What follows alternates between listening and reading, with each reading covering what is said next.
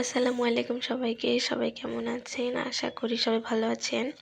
আজকে ঘুরতে বের হয়েছিলাম। রাস্তার পাশে খেজুর গাছে দেখি রস কাটা ছিল।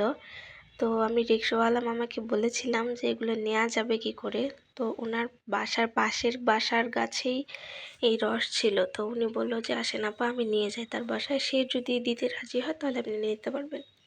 তারপর আমরা সে বাসায় যাওয়ার পরে সে বাসার গার্জিয়ান ছিল না। পরে সে আন্টির সাথে কথা বললাম। পরে সে নিতে পাঠিয়েছিল। পরে তার বাসার এক মেয়েকে পাঠায়। সে দেখেন আলাদা একটা গাছ থেকে নিয়ে এসেছে আর রিকশাওয়ালা মামা একটা গাছ থেকে তুলে দিয়েছিল।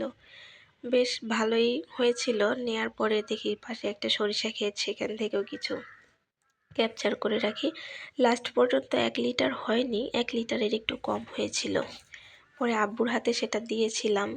আসার পথে দেখি তার সাথে দেখা যে গাছ থেকে আমরা রস নিয়েছি। তার সাথে কথা বলার পরে বলল যে সমস্যা নেই আপা আপনি নিয়ে যান। পরে আমি সেটা অবশ্য পেমেন্ট করেছিলাম, টাকা দিয়ে কিনে নিয়ে এসেছি। আসার পরে সেটা আমরা ছাঁকনি দিয়ে ছেঁকার পরে এটা চুলাতে জাল করি। জাল করার পরেই তারপর খেয়েছিলাম। বেশ ভালো ছিল। ধন্যবাদ সবাইকে।